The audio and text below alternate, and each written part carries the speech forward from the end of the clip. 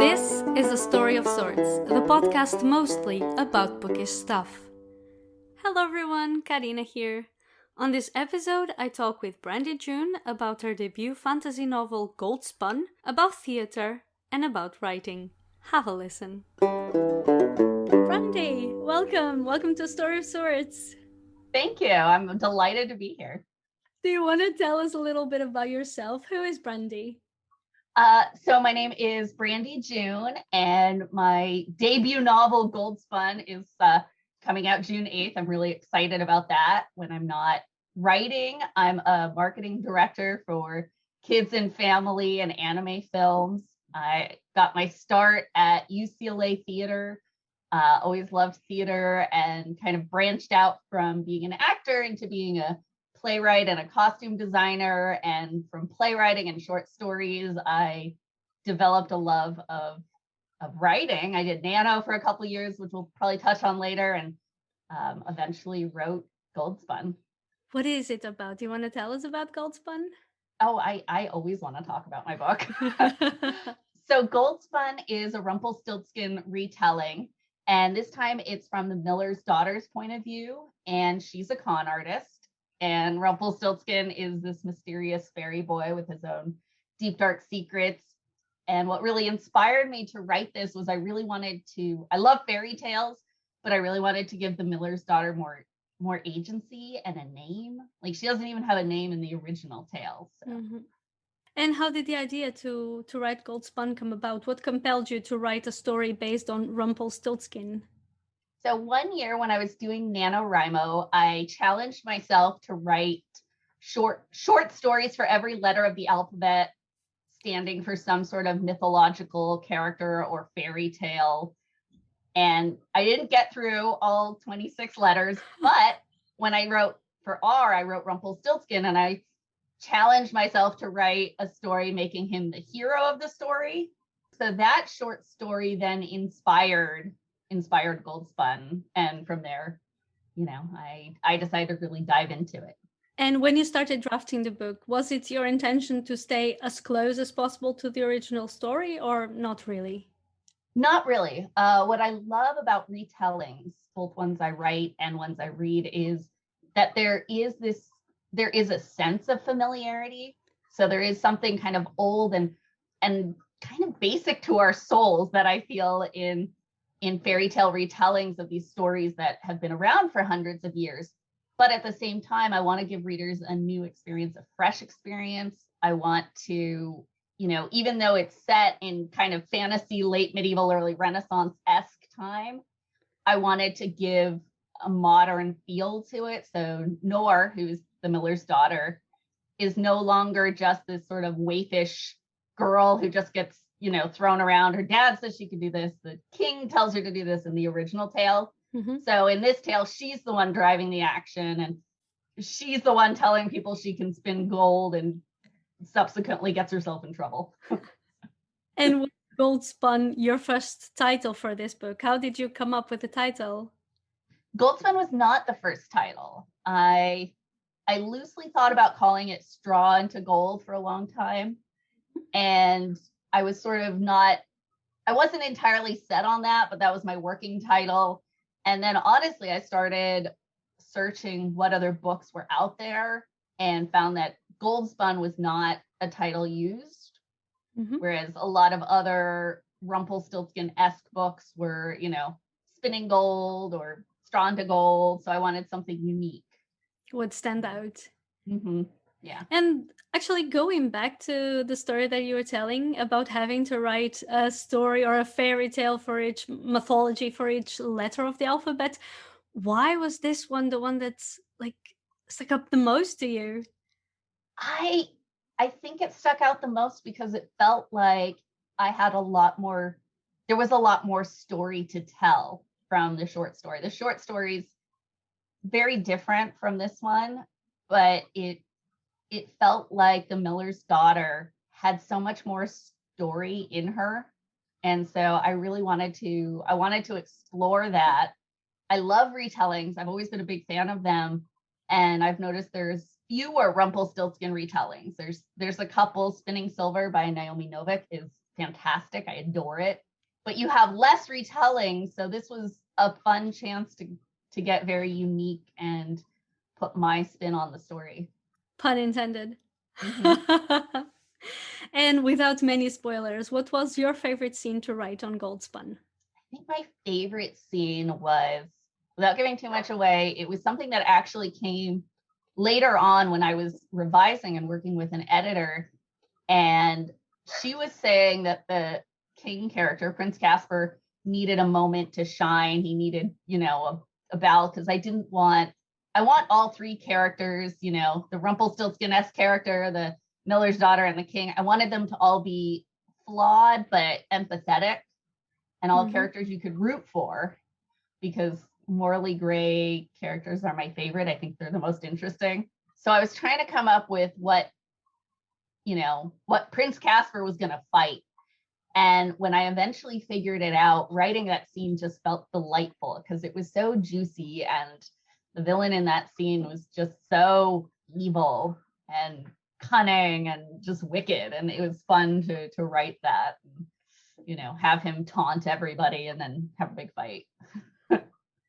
And did you have like a favorite character?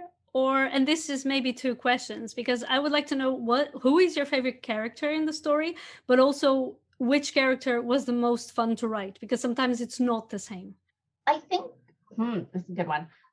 I still think Noor is my favorite character, because she's devious, but it's also coming from a place of love in a weird way, because she wants to protect her family and care for them. And the only way she can do that is by being cunning. And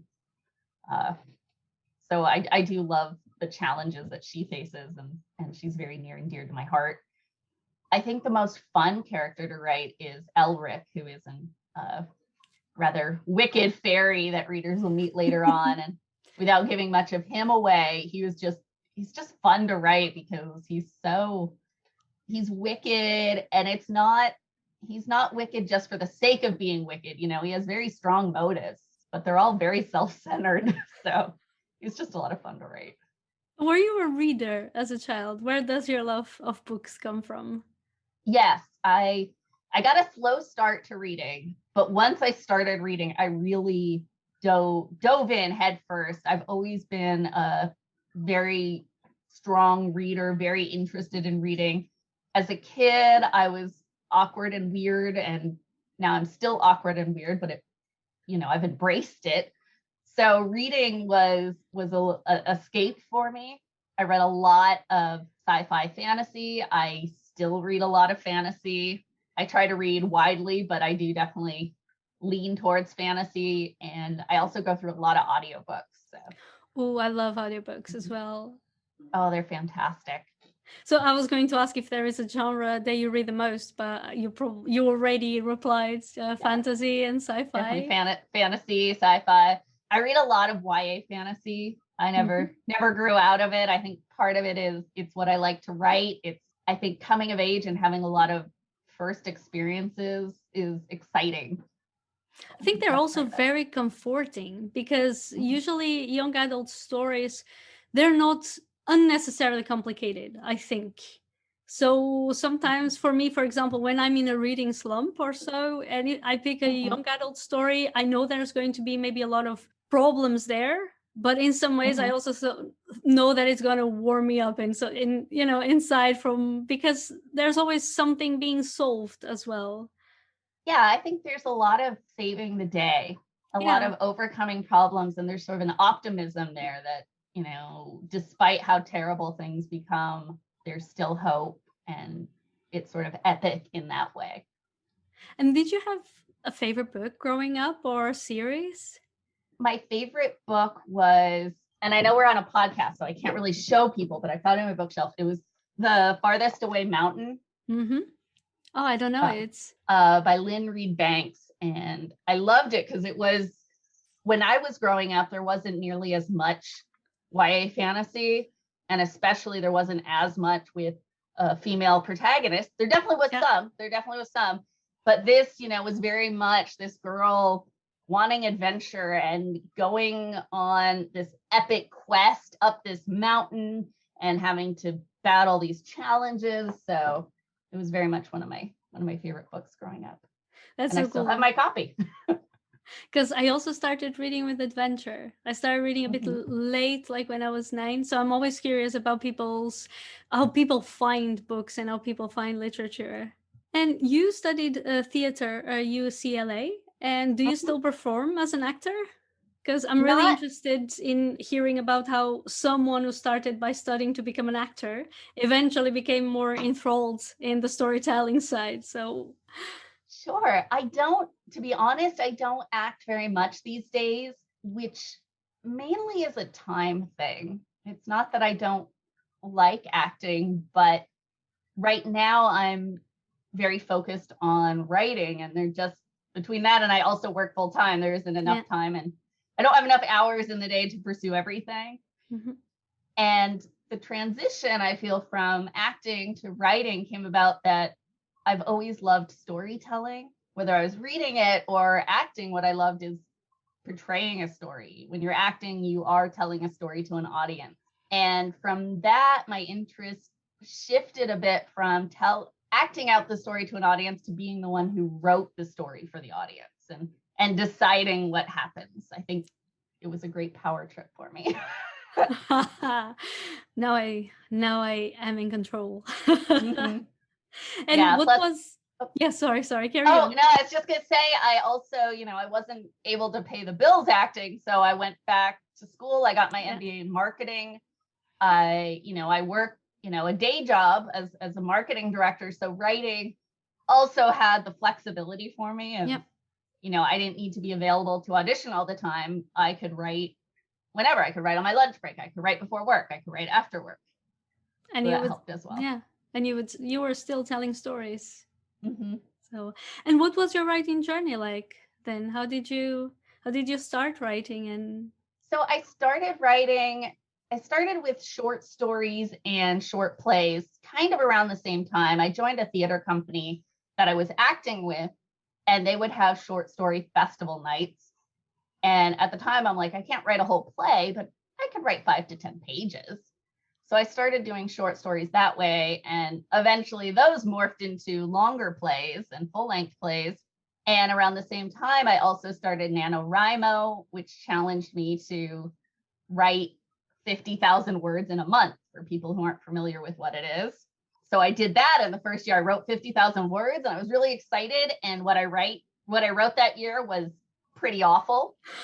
but it gave me the courage and the confidence that I could write. I could write a full-length book if I wanted to. So I started doing that, and I did write a full-length book. And after quite a long time of submitting to agents and many, many rejections, I did get an agent who submitted it out for a year, and it got many, many rejections. And while that book was going out, I was actually writing and editing Gold Spun.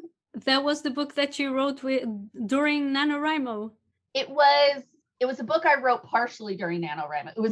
It was actually, I guess, the second book that I wrote, and then Gold Spun's the third. So it was like the first one I didn't show to anyone. The second one got me an agent but never sold. The third one is Gold Spun, and that's the one that finally sold. Yeah. So something about being persistent and keep going, because even if your first piece doesn't land where you want it to, I always had the mindset that maybe the second will, or the third. Do you think you will ever go back to those books that you wrote before? I might go back to the second book. It has a lot of mythology characters in it, and it's a very fun, wacky premise. So it is special to me, but I don't know, because I also now have a lot of other writing projects, and I have a manuscript in the works that isn't related to any of these books. So it's kind of a matter of time. Yeah, I was going to ask you about your writing process. Do you have a writers group with which you share your progress, or is it more a lonely thing? It's a combination. I definitely am very self-motivated and do most of the writing on my own, either before work or on the weekends or on my lunch. But I do also have several writing groups that I'm a part of. And for me, that's been so important to have that support, because writing can be a rather lonely occupation. So having a group of writer friends that can, support me when I'm going through a lot of rejections or celebrate with me when I get a great win, like when I'm, got a publishing deal and, I support them and we can critique each other's work. So it's been really great to have a writing group. I highly recommend building a writing tribe for anyone who wants to write. What do you enjoy the most about the writing process, and what do you think is the most challenging? It can be specifically for Gold Spun, but it doesn't have to. What I enjoy most about the writing process is getting completely wrapped up and lost in a story. So if I imagine a scene with great clarity and can just write about it for hours and forget what time it is and not feel distracted by time or social media or just getting totally lost in the story, that's a great feeling for me. I love that feeling, whether I'm writing or reading. That is just ideal for me and my favorite. I'd say the hardest part about being an author, I feel, is all the rejection, which is something that I've just come to accept. And some days are better than others. Some it's like, I don't care. And others it's like, another one.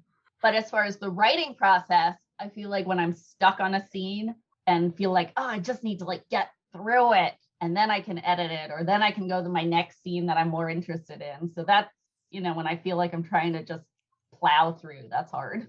And are you more of a drafter, or do you okay, nobody writes to stay because it's always going to be edited, but do you write more, do you do the drafting and you just basically don't even care exactly about what you're writing, you're just putting it there on the page? Or do you like writing with more care and then polish it later? More of the first. So my process is I draft an outline that's kind of a loose outline.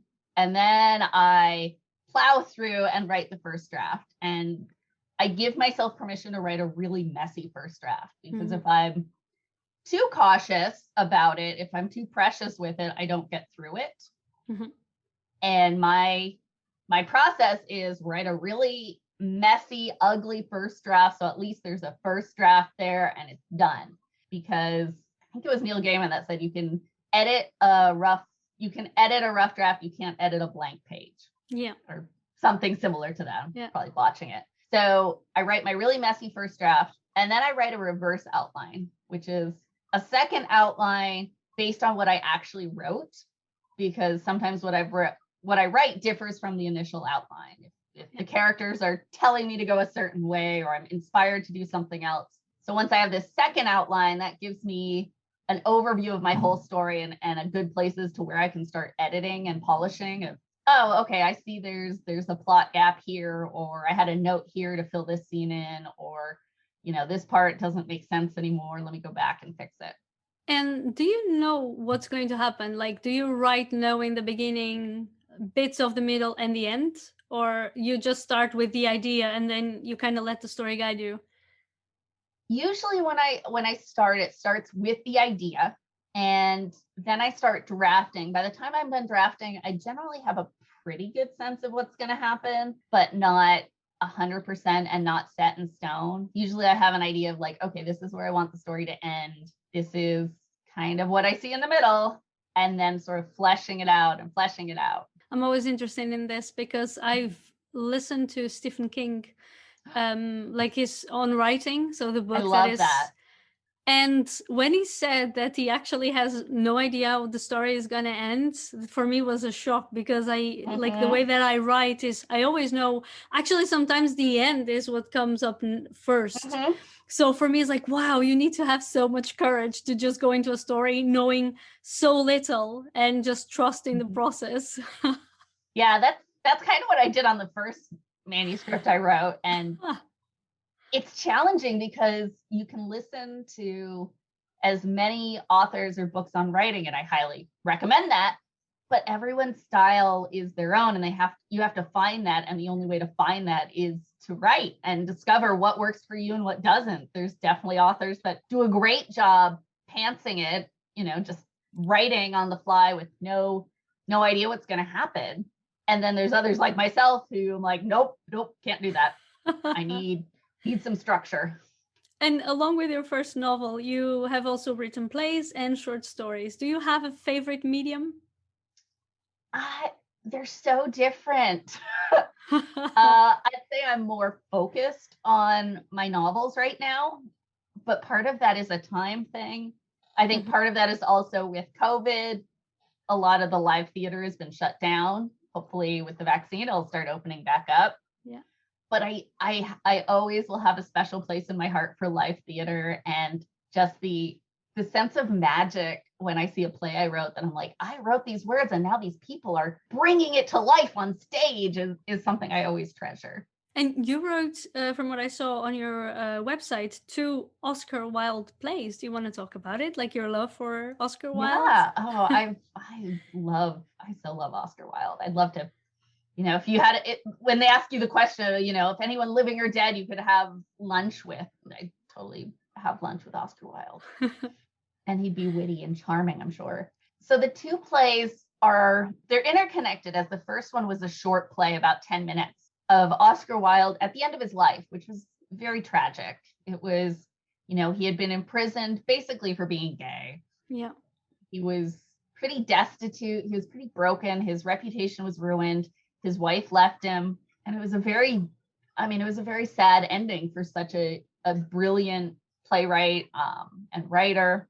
And I wanted to explore that. And so it's sort of a dark comedy. And near the end of his life, he meets Dorian Gray in my play, which, is the character from his novel, Picture of Dorian Gray. And they converse about his life. And to make it extra authentic, what I did was actually inserted a lot of Oscar Wilde quotes into the dialogue, not as quotes from his play, but as quotes the characters were saying to each other. And that was really fun. And it was great because, people would tell me, they're like, your play was so funny. It had some really great one-liners. I'm like, yeah, I stole half my jokes. And then from that short play, the director approached me about doing a full-length, hour-long version of it for the Hollywood Fringe Festival. And I thought that was a fantastic idea. So I expanded it so that he met with a good friend of his. He met with his wife, which never happened in real life, but I imagined, if they had that final visit, what it might look like. So that was the kind of my first standalone play premiere, was this Oscar Wilde play, and I loved it. Wasn't it Oscar Wilde who said, like on his deathbed, either this wallpaper goes or I do? Something like that? Yes. And that's actually how I open the play, is that he is drunk and in this little hotel that he was at, and he stumbles out yelling at the wallpaper and him are having a fight. That's so cool, because it's one of the way I inserted the dialogue. It's very memorable. Like, I don't usually remember those things, but that one just stuck with me because it's so funny as well.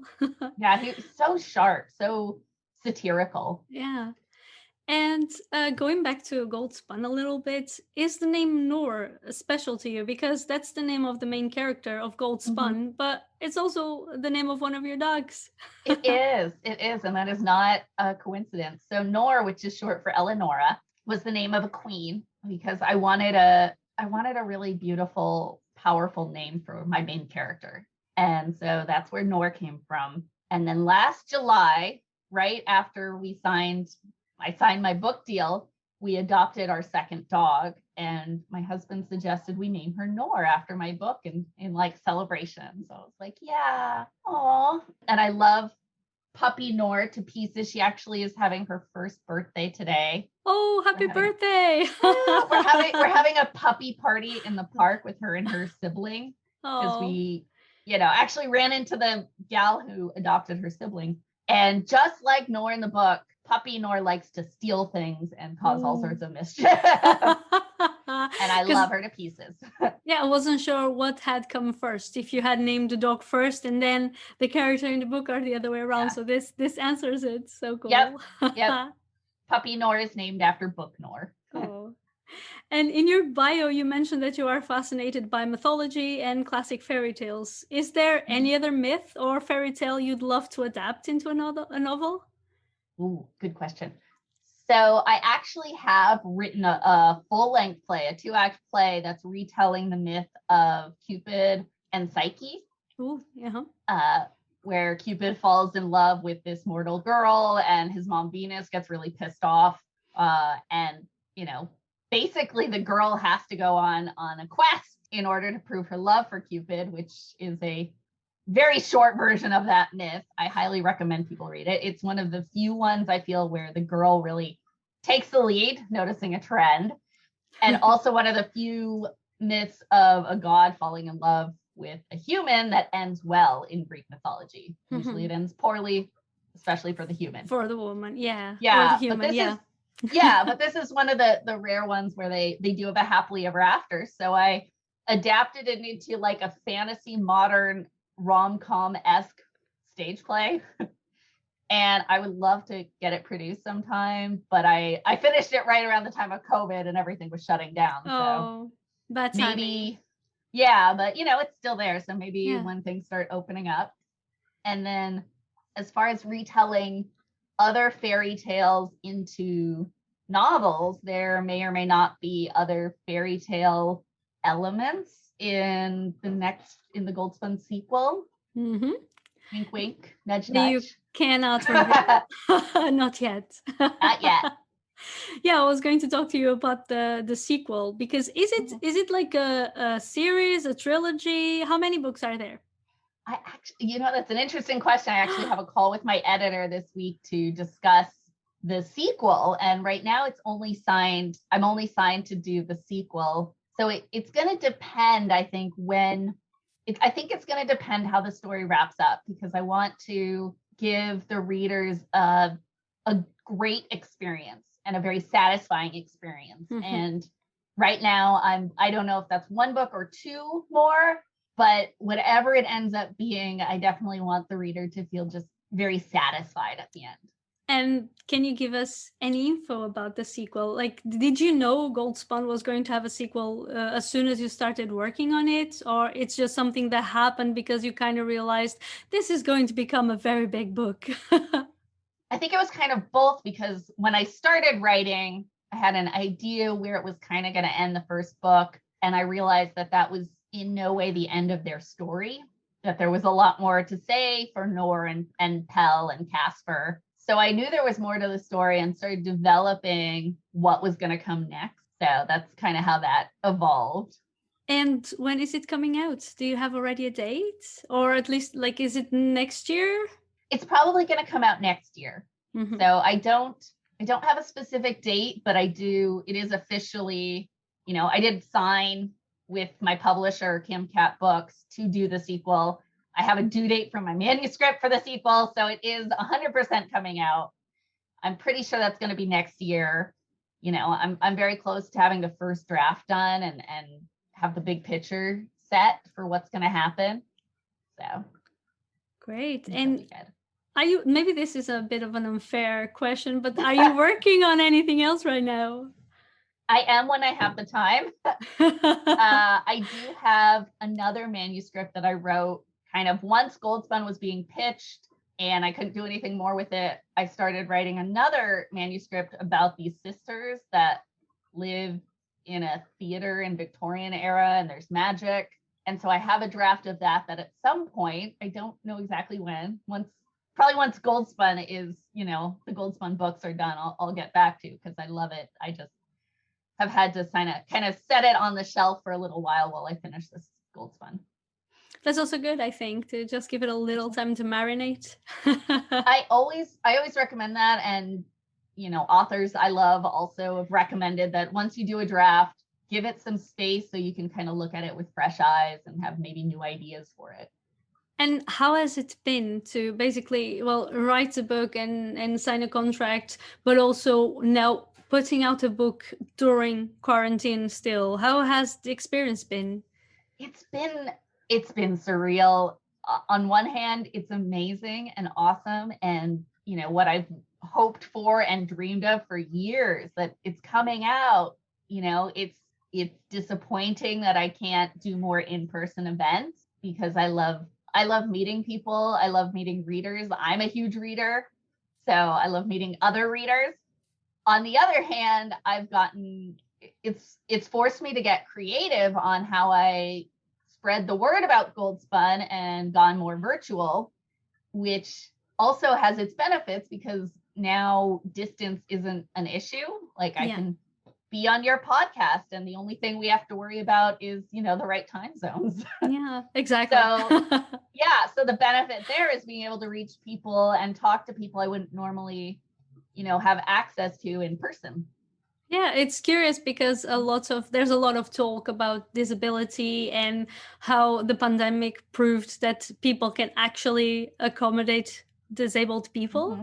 And it's so curious because there are, even for myself, there are so many events now that I was able to be a part of because they made them online, and it would not, in any other circumstances, I would not have the chance to to see it. So it must be also nice on one hand to be able to reach so many people online. Yeah, and I've just recently gotten involved with book talk on TikTok. I mean, my account's very small, but I've reached out to a lot of the, book influencers, and it is the nicest community. Like, I'm so afraid of certain places on the internet being all full of mean comments and snarky comments, but I go on there and it's mostly just people loving books, which is great. Because that's the thing also about TikTok, because most books are, most clips are very short.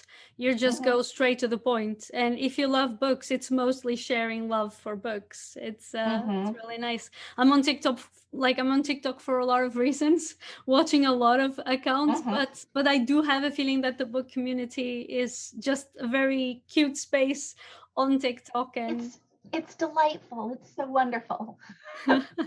And doing a lot for authors as well. Actually, there was a lot of talk about influencers and about how POC, not influencers, I wouldn't say, but people who are actually trying Instagram and doing Instagram for so many years, and then suddenly TikTok comes and it's mostly white people who are said to be selling certain books. And I hope that also changes, because TikTok can be, like I said, such a nice community for book lovers, and it would be so nice to see some difference in that. Yeah, it was great to, I reached out to a lot of TikTokers. Just blindly, Camp Cat is an amazing publisher. They're a smaller publisher though, so I've been doing things on my own as well on my end and letting them know. So just reaching out blindly, and this is all a new experience for me because this is my first book. Of just blindly saying, hey, I've seen some of the videos you do and some of the books you read. I think you might like Gold Spun. Would you be interested in a, early copy to review? And if so, my publisher can, send one to you. And the responses are so nice, even when they decline, they're so nice. I also had this myself when I started, this is second season, and first season was just me by myself. But on the second season, I knew I wanted to invite people to talk to me. And the response, I was so afraid that people would just say, why would I go to your podcast? It's such a small podcast. But the response was just so warm and welcoming. And everybody's like, of course I want to be on your podcast. Sure. And that is super sweet. Yeah, I think for me, a lot of it has been getting over a fear of rejection and a fear of, because I'll do things and, kind of ask myself, what's the worst case scenario? Yeah. And when I reached out to podcasts like yours or TikTokers or, bloggers with, asking if they want to talk with me, if they want to review my book, part of me is like, I feel really weird and awkward doing this. And then the other part of me is like, but worst case scenario, they say no, and I'm in the same place as before. And best case, they say yes. So of course, it's worth the possible rejection for the possible yes. Yeah, because I speak for myself. I don't know how it is with other podcasters, but for me, it's like, wow, someone actually wants to talk to me. Someone's got to come on the podcast. So it's always super exciting, obviously. And do you have any plans for an online book tour or any similar events? And I'm asking online because, I'm guessing so far in-person events are not yet scheduled.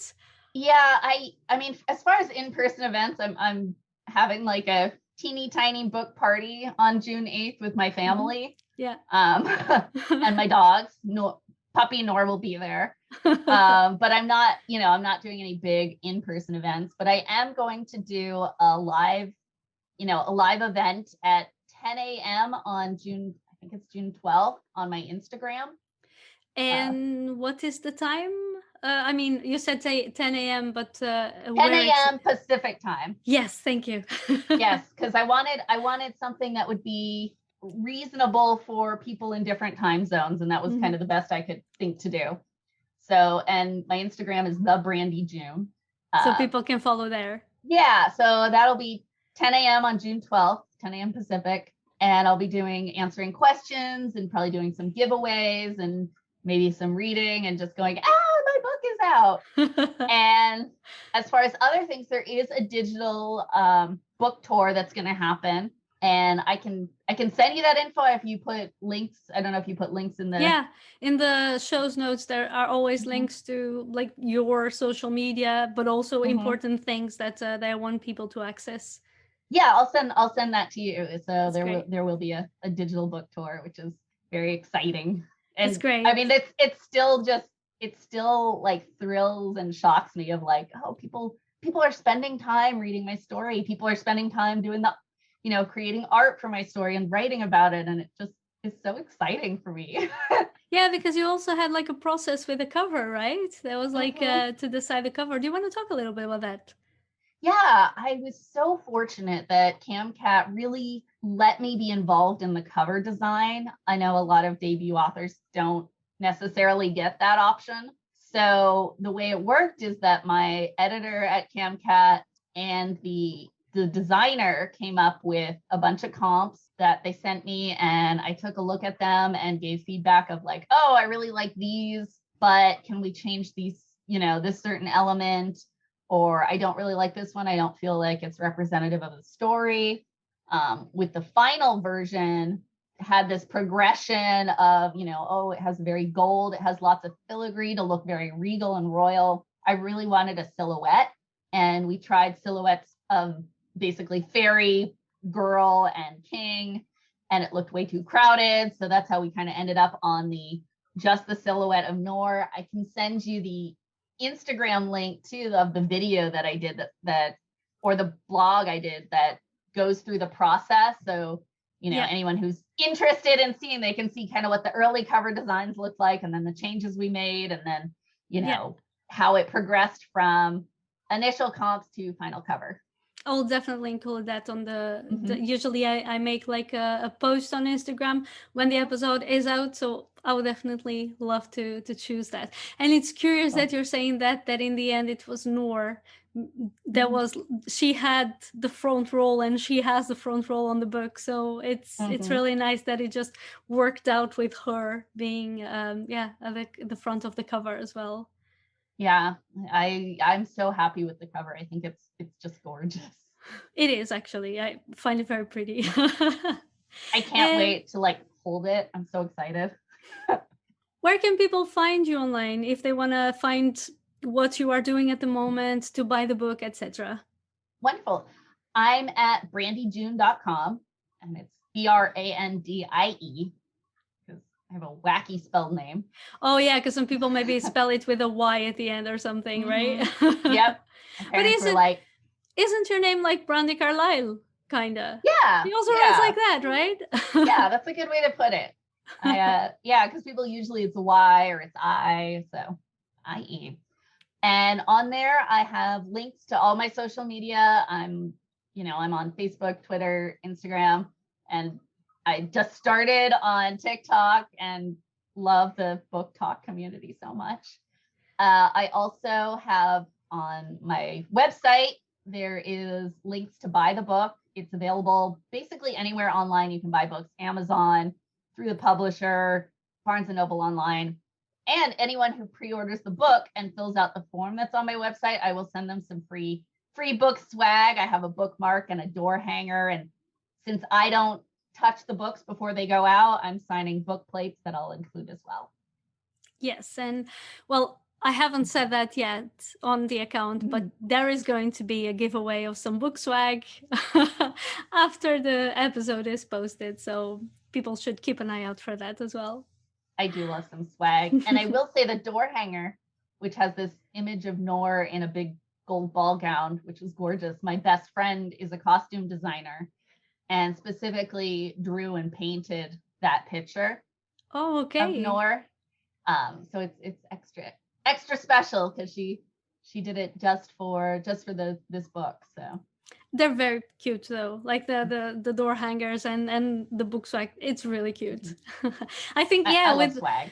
With the gold as well, it kind of makes it extra special. It's so well made as well. I know. I love love adding a bit of bling. I may or may not have bought several gold dresses for myself for the release. And especially also for the release. So because I was going to say, special if you do theater, there's going to always be a reason to kind of dress up, but you also actually bought it for the release. That's very interesting. Are we going to have access to pictures on your Instagram? Oh yeah. Okay, I will great. definitely be taking pictures. I've been my best friend who drew the ball gown design is also hosting my little immediate family party. So we've been talking about like all sorts of gold things and just bling it up because, why not? So great. Now, this is always the last question of the podcast. And I would like to ask you for an all-time favorite book and a book you would recommend right now. I would say for an all-time favorite book, I really love Spinning Silver by Naomi Novik, which another Rumpelstiltskin retelling that, actually didn't inspire mine because I was already writing mine when hers came out, but it's amazing. And it's very, very different than what I wrote. But it really addresses, it's one of the very few books I've seen where there's a Jewish protagonist in a fantasy setting. Mm-hmm. And I, just love it to pieces. So that is kind of my all-time favorite. And then as far as what I'd recommend right now, I just recently reread Ninth House by Leigh Bardugo. Her fantasy series, her Shadow and Bone fantasy series just became a Netflix series. So been, watching that, but her Ninth House is her first adult fantasy. So it gets very dark at times, but it is so well done. And it's all about the secret societies at Yale, if they actually did like dark magic. And this girl from Southern California, actually around where I live, going there as a fish out of water, and it's delightful and dark. Very well, because I actually have seen both of those books going around with very good reviews on Instagram as well. Oh, so they're fantastic. Brandie, thank you so much for coming to the podcast and for spending this time with me. Well, thank you. It was so much fun. And I'm very excited to see your book come out, and hopefully we'll be able to talk again for the sequel, maybe. I would love to. Thank you so much. All right. Thank you. You can access today's show's notes via my pod page, which you can find along with all of my social media links at linktree/Carina Pereira. In there, you'll also find a link to a Story of Sorts playlist available on Libra FM containing the audiobooks recommended by our guests, which will be updated as the show progresses. If you'd like to give Libra FM a try, you can use the code A Story of Sorts at checkout to get 2 books for the price of 1. This offer is valid for new Libra FM members in the US and Canada. Libra FM is an audiobook platform which allows you to buy audiobooks directly from an indie bookstore. Check them out. If you have enjoyed this episode, please consider supporting A Story of Sorts on Patreon. Patreon is a platform which allows you to contribute monthly to the podcast in exchange for extra content, such as early access to episodes, a shout-out at the end of an episode and on Instagram, and choosing a theme for me to talk about on the podcast. You can become a patron at patreon.com/A Story of Sorts. I'd also be very grateful if you would simply leave a review and subscribe on your podcast platform of choice. As usual, I'll be back in 2 weeks with a new interview. I'll talk to you then, and thank you for listening.